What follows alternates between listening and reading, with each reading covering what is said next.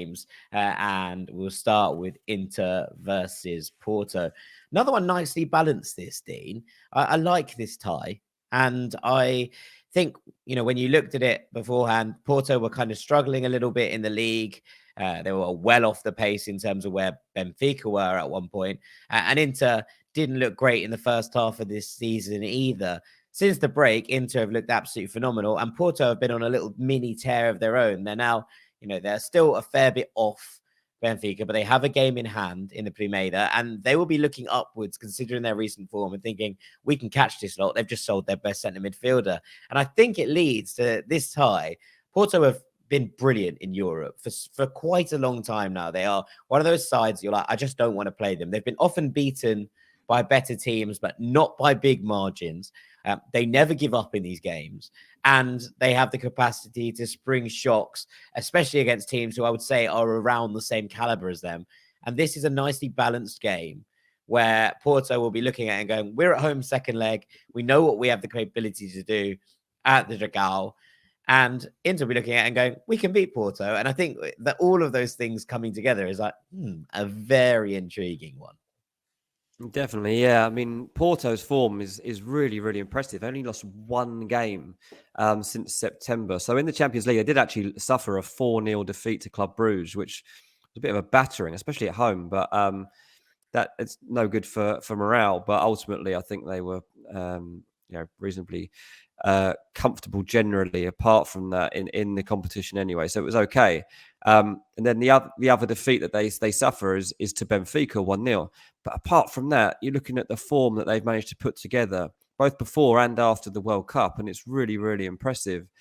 And you're right, it's the consistency with which they manage to perform every single year in the Champions League that does wonder if they can actually pull this off. I was watching Inter at the weekend against AC Milan. I was thinking this team has properly got all the ingredients to go on a real good run from here to the end of the season. They've come to life. Lautaro Martinez is looking really hungry, really good too, and sharp. And the team, it's kind of like the pattern of play, if you like, is just all coming together at the right time for them to have a good run.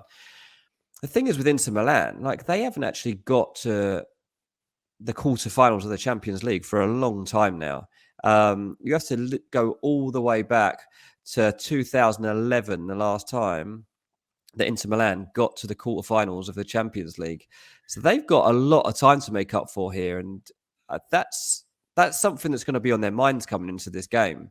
They need to start getting back to that level and that record of being consistently punching to try and compete for this trophy, because while they've been in the competition, they've been nowhere, man. In recent seasons, last season, around the 16, they were beaten by Liverpool. The 3 seasons before that, they didn't get out of their group. So you're going back a long way here, and they've obviously got a long history in the competition of doing well, but they've been in finals. They've been in around those moments, not in recent memory, not in recent memory at all. And I think that's what they're fighting for here. Yes, they're improving domestically, but I think it'll mean a lot to them to get through here. I just don't think they're going to do it. I think that this Porto team, because of the way that they're built and the way that they approach games like this, I don't think it will go Inter's way. I think they'll make that first leg so difficult for them, and then they'll catch them out in the second leg. On paper, as I was looking at this game for the first time, I was like, oh, this will be an Inter win. And then the more I looked into it, the more I thought about it, I was like, no, Porto will get through this. Porto are going to do it. The grizzled spine of this Porto team, Pepper, Ivan Marcano, Grujic and Uribe in centre midfield. They're like, you are not coming through here. It's such an... And then Diogo Costa, who's obviously one of the best young goalkeepers, I was going to say in Europe, but frankly, in the world. It's really interesting the way this side's set up, because the creativity comes from very obvious places, and yet it's very hard to stop. The front two of Taremi and Evan Nielsen are excellent. They work beautifully in tandem with each other. And then you're looking at your wingers to deliver and make things happen. And it took a while for Wenderson Galeno to get going in his Porto career. He was obviously brought back to the club to replace Luis Diaz when he went off to Liverpool. But he's finally started to find his feet, I think. And actually, when he's on form, he's very difficult to stop. And then you get to Taremi and Evan Nielsen, and they just tend to find a way. And I think what's so impressive about this Porto side is they lose key players, right? They lose players who are absolutely intrinsic to the way that they played last year. Luis Diaz, fine. Fabio Vieira, who's obviously gone off to Arsenal. You look at Vitinha, who went to PSG. Yeah, and then you're going, right, okay, so where's the creativity coming from? And they just keep coming. They just keep finding players. They keep finding ways to make it work. And I've got nothing but respect for the way that this Porto side operates. So I think you're absolutely right. I actually would probably edge to Inter because they feel like they're on the right kind of track to get things going. And I think that they can find solutions. As long as Barella keeps playing the way he is, Inter will find solutions. But this is by no means easy. And we're talking about another of these games that is just beautifully matched. And they're not because both teams are out of form for once, but actually because both teams are in form. And I think that's a nice place to be for this one. So, yeah, I'd agree. But I'm going to edge just about to Inter, which takes us on to our last game, Leipzig against Manchester City.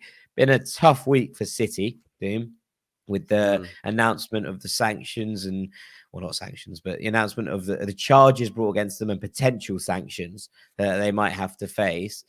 Is that going to be a lot of background noise, or can City kind of put that to one side and go, right, if we're going to win something, it might actually take a while for us to get back to these positions if these sanctions are upheld? Do we need to win the Champions League this year? That's a good point. Look, as players, you're just set apart from that. Like, that is a club issue. Guardiola himself has said, like, he has been assured that there's nothing to worry about. Like, he's had those conversations before. He said, don't lie to me. Be honest with me. I need to know what I'm dealing with here. I will defend us.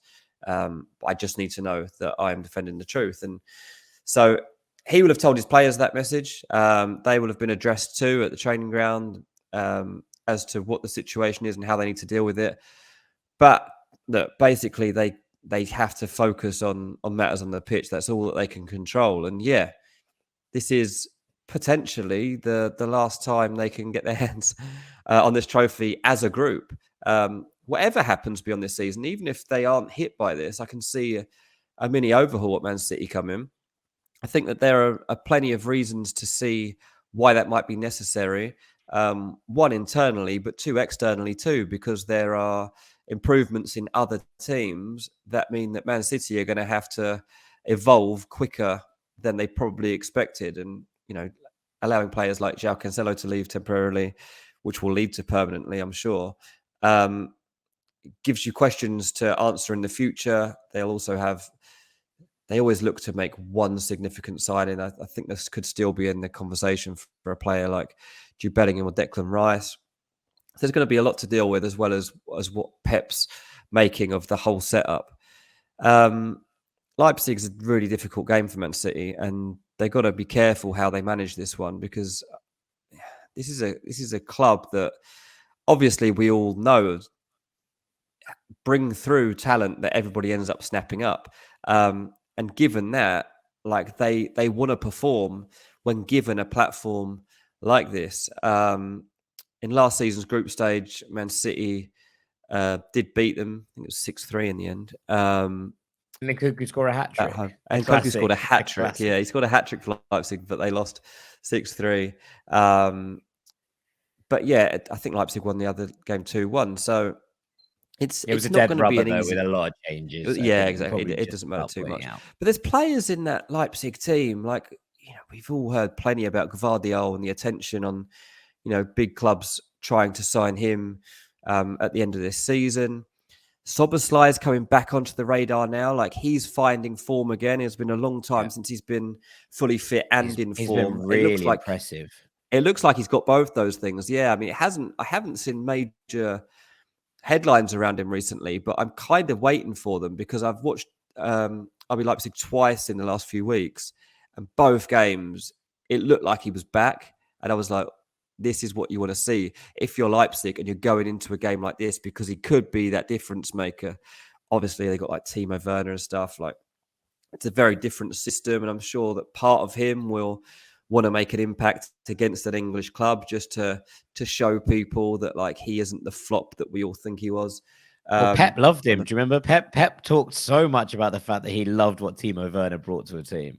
It was like one yeah, of those things that everyone else would be going off, and Pep would be like, "Nah, you're all just reading that guy wrong. He's actually really useful." And I'm yeah. Pep actually with watches Pep on football this, as differently usual. to Yeah. us. Yeah, he watches football very differently to us, and he has been overcomplicating things, right? However you want to defend Pep, however you want to dress him up, that's fine. Like he's obviously a football genius. I'm not going to argue that fact. But at the weekend, the changes that he made to Man City's team against Tottenham just didn't seem wise. They just seemed like changes that were not going to help the team get the result they needed. Leaving Kevin De Bruyne out of any lineup, if there's no injury or problem involved, just seems like a bad idea.